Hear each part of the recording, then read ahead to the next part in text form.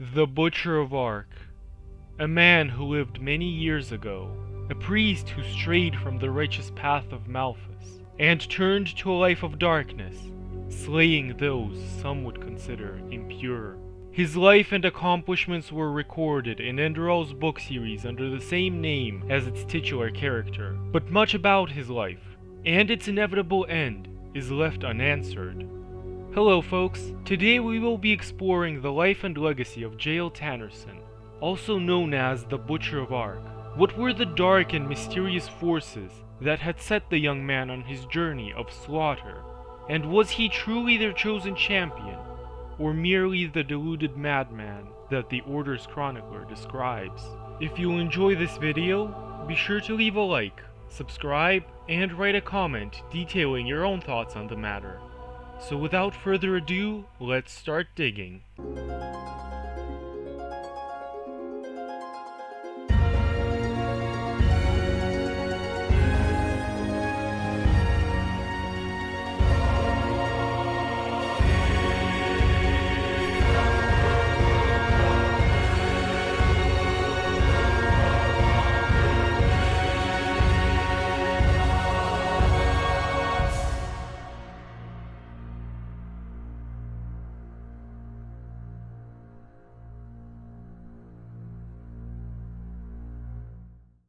Let us begin with a short recollection of the 10 books, and then we will delve into the theories. The tale of the Butcher of Ark begins in Fogville with a young Enderalian man, the adopted son of a priest who was found abandoned underneath a statue of Malthus. Later also chosen a priest by his path, Jael could perhaps be described as a lonesome, wholly unextraordinary individual. One who deep down was unsatisfied with his meager existing life and yearned for a greater existence. This is when he was visited by the Veiled Woman, the very same being who visits the player multiple times throughout Enderal. In a dream, she reveals to Jael that he is dead, and he witnesses his own decayed corpse lying in a coffin. In this vision, the Veiled Woman tells Jael, "End your false life and follow the fire." And upon waking up, Jael senses that something is different, as if he is somehow reborn, though the book does not express it in these exact terms. It is clear, however, that he is somehow different than he was before. I emphasize this key point, and this entire first chapter of the 10 novels, because I believe it bears some heavy hints about the nature of this character, which I will explain in greater detail shortly. The vision and the Veiled Woman's words impact Jael so strongly that he feels the need to leave Fogville and abandon his path, to begin a new life searching for this greater meaning. And so, the next momentous event in his story takes place in the Red Ox Inn, where two strong men, described as brutes and apes throughout the story, beat and humiliate Jael over a small dispute. Because of their heedless actions, they would be the first victims of the Butcher. As Jael tries to play a vicious prank in hopes of getting revenge, one of the men catches him and nearly beats him to death. Yet as the beating stops, a wave of rage washes over Jael. He unsheathes the iron dagger concealed beneath his robes and lets loose. A strange force overtakes Jael, as if, and I quote, "an enormous infernal pillar of flames shot up from his stomach to his eyes, and in an ecstasy-fueled rampage, Jael brutally slaughters the man who had dared to shame him." And just as the murdered man's companion prepares to avenge his fallen comrade, he too falls dead, revealing a figure behind him. The figure, the man, then exclaims that Jael has the fire. This man is Callian, a jolly personality, yet strangely a member of the shadowy organization known as the Black Libra, and he takes up Jael as a protege, mentoring him throughout his journey. Callian explains many things, and tells Jael of the sins and acts of cruelty committed by the men they had just slain. They deserved to die, for they were impure. And the manic ecstasy Jael had felt upon killing them was him tasting the nectar of their sins. And so, under the vigilance of Callion and the Black Libra, Jael continues to slay the sinners and the impure. From owners of brothels that had enslaved and abused their workers, to noblemen who abused their status and trodden on those beneath them, many were felled by Jael Tannerson's blade. And under Callion's teachings, Jael learns to meditate in a way that causes his power to grow with every passing day, and even transcend some of his mortal, human limits. But Jael's journey ends with the killing of one corrupted sublime named Metumiel Dao Jewel. And upon consuming his memories, Jael realizes a horrible truth. He was the one responsible for Metumiel's corruption. There are no innate forces of light and darkness. There are no sins. Just as there are no demons that compel people to commit them. Jael had been living a lie. And by killing Metumiel's father long ago, Jael had sealed his fate, leading Metumiel to this life of sin. His targets were not the innate sinners he had always imagined them to be. He slew such people, yes, but only because he and his kind made them into what they were, or at least contributed to that making. This epiphany causes Jael to abandon his religion, to renounce the Black Libra once and for all. But no one leaves the Black Libra.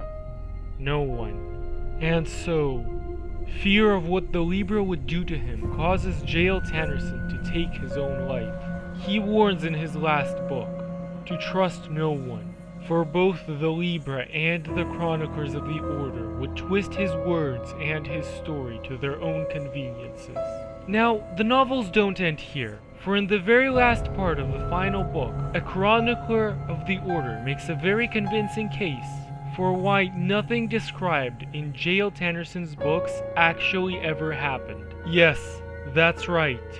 The official position of the Order is that Jael Tannerson was nothing but a raving madman who had imagined things the whole way through. The chronicler backs up this assertion with a psychological argument. Jael grew up in what was, to say the very least, an extremely unstable and emotionally abusive household, and bore witness to his mother killing his father because of it, before taking her own life. This event left Jael mentally disturbed for the rest of his life. Upon interrogating the workers of the Red Ox Inn, where Jael was noted to have killed his first man, the innkeeper did indeed recall Jael being humiliated by two larger men. However, no one would recall either of the two men being killed later on. On the contrary, the chronicler claims to have personally talked with both of the men during his inquiries. Thus he concludes that Jael, faced with the harsh reality of his lack of power to take revenge, instead simply concocted for himself an imaginary reality. Similar occurrences are noted regarding many of Jael's other rampages. Those who bore witness to these do recall Jael, but have no recollection of any man fitting Callion's description. The fire, according to the chronicler, as well as the Black Libra, are both nothing more than Jael's subconscious desire for absolution. The demons, which he saw in his visions, mere projections of his own guilt. And so, the whole series is but the sad testimony of a raving lunatic who took innocent lives on his misguided quest for atonement. In short, the Order basically tells us that none of this actually ever happened, none of it exists, case closed, end of story. Now, on a personal note, I would like to mention that some of the content in the books seems almost like wish fulfillment on Jael's part. Callion's personality in particular reads like an embodiment of everything Jael ever wanted to be and to have. A jolly, strong guiding figure, who was also a paragon of vigilante justice. Now, I could be reading too much into this, but the entire story arc with Callion feels like something that is just too good to be true. Again, hinting to the conclusion that it, along with everything else, isn't real. Now, there is one big problem with this, and it is that according to everything that happens in the game, it clearly is real. The veiled woman who visited Jael is the same one who started you, the Prophet, on your journey. And if you play the Forgotten Stories DLC, you will find that Callion and the Black Libra are also very real. And so, there are a few possible conclusions to this dilemma. The first of which is that the Order is simply lying and want to make the populace believe that everything described in Jael's book is false. After all, these books are banned by the Order, and simply being seen with a copy can land someone in very hot water. So there is clearly something that the powers that be don't want us to know. Likewise, it is also possible that the Order really are not aware of the Libra's existence. We know that the Order is, for the most part, a very dogmatic organization, utterly beholden to its faith in the Lightborn. The Black Libra, on the other hand, are very secretive. Even the eyes and ears of the Rolata know next to nothing about this cult. What little evidence the Order could have come across about this strange cult and its mysterious magics that are far beyond the power of even the Lightborn, they could have conceivably just swept under the rug, possibly even out of willful ignorance. But if so, what exactly did they sweep under the rug? What is this fire that consumes Jael, literally gnaws on him from the inside when he does not obey its will? What is this Black Libra, and what are its ultimate goals? We do not have much information to go off of, but I believe I have one plausible theory. Fire has a very dualistic meaning in human literature. It represents rage and destruction, but also purification. It represents the energy that allows for life to exist, but also the force that burns the old to ash, allowing for new things to grow. It symbolizes power, and in the novels it bestows Jael with great power to cleanse the impure. But for the first 8 volumes, Jael was only told by the veiled woman to follow the fire. Only towards the end of his documented journey does he gain his mystical powers, after he is ritually killed and resurrected. Does this sound at all similar to the story of another certain character? When the Prophet levels up, his power increases through meditation, the very same meditation upon which Jael notices himself becoming stronger? Yes, I am implying that Jael, and indeed maybe even all members of the Black Libra, might be fleshless. There are some other, smaller things that imply this is the case, such as rarely having to sleep and only entering a dreamless slumber. Then there is the guilt that both Jael and the Prophet bear for the death of their families, which occurred when they were both very young. Personally, I find the idea of a whole organization of fleshless very scary and appealing. In terms of their power and their role in the world, the fleshless are well above ordinary mortals. Now imagine a whole guild, not unlike the Dark Brotherhood from Elder Scrolls, but consisting purely of divine avatars and far more secretive. It's no wonder that being condemned by them is basically a death sentence for anyone. And even the Order fears to mention their existence. But what of their purpose? A Libra, in the literal sense, represents balance, whereas fire symbolizes both destruction and creation. There must be something to balance these two aspects, lest all be destroyed or simply last forever, and the cycle would never be a proper cycle. We know from the books that the Libra maintain balance in the world by slaying the impure, but there is more to this. In the Rolata quest line, it is mentioned that the Libra oversaw the Night of the Blind Daughters, in which 10 young girls were killed for sins they would later commit. The Libra's oracle believed that these girls would later become emissaries and help bring about the cleansing. But how could the oracle foresee such an event in the first place, if they were not like the Prophet, or were not guided, or perhaps even misled by some higher power? And what of the fire that brings Jael into an unstoppable rampage, consuming his world in torrents of rage, burning him from within when he does not follow its will? Well, there are other characters in the game who seem to undergo similar states of mind. Kalia Sakaresh is but one individual who we know was resurrected by a black stone, and during this resurrection, her flesh turned black and something burned inside of her. In this moment, she too was visited by the Veiled Woman, and was granted great powers later in life. Jaspar's sister is yet another character who was granted such powers by a black stone, allowing her to both wield fiery magic and excel at physical combat, but eroding her sanity. So I believe that the Black Libra learned how to resuscitate its members using these black stones. This would explain why Jael really does seem a little insane in the books, and why Kallian's mind seems addled, to say the least. Another possible hint towards this lies in one of Enderal's bard songs, The Night of the Raven.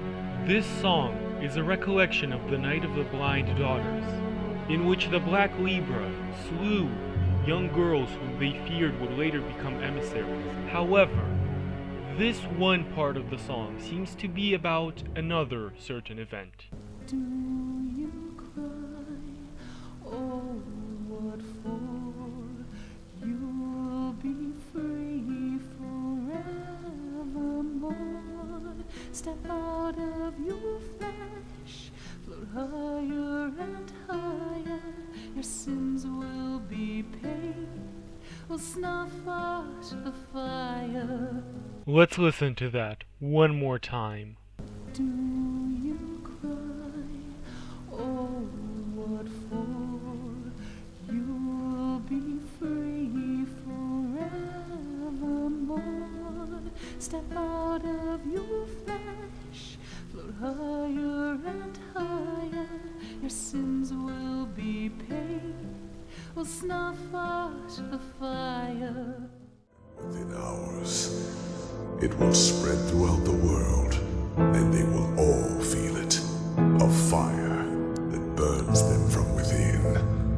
A white light which will break through their flesh. And so, this fire seems to be closely connected to the black stones which power the beacon, or perhaps even to life itself. After all, the only thing the cleansing really snuffs out is what we understand as life in the conventional sense. So where do these black stones come from? All we know for certain is that they are scattered across Vin, and that in our cycle, they were discovered during the Age of the Lightborn, the Golden Era as it is officially known. But they existed and will continue to exist throughout all iterations of the cycle. In the books, Jael describes the magic of the Libra as being somehow different from what arcanists or shamans use. It is more pristine and immaculate, and the black stones seem to be of at least a more primordial nature. Perhaps the High Ones summon these stones into existence. It would be ironic that the Libra which balances the influence of the High Ones does so using their own power. Of course, the Black Libra could also be brought back to life by the High Ones, only to serve their will in the end, while thinking that they opposed them. The entire cleansing is based off of a self-fulfilling prophecy, and who better to carry out this prophecy than a cult who believe every word of their mysterious oracle so adamantly, so blindly, that they simply insist it cannot lie. Also note that the High Ones are the only individuals who we know with certainty can bring back people from the dead and make them fleshless. We know that despite the Libra's work, the cleansing still happens, so who knows? Perhaps the Black Libra inadvertently work not to balance, but to bring about the end of the cycle. Anyways, I would really like to hear all your theories about this topic in the comments. Let me know if you think the Order is actively lying about the validity of the Butcher's story, if the Libra really do work for the High Ones, or if the fire is indeed the power of the black stones which power the beacon. It's quite possible that I might have missed something, because the world of Vin really is massive, and I simply haven't had the time to play all the games yet. As always, if you enjoyed this video, remember to leave a like and subscribe for more content. I will be making more theory crafting videos, as well as videos detailing hidden in-game secrets and general lore about Vin in the future. Also, let me know what type of content you'd like to see more. Take care, everybody, and... Until next time.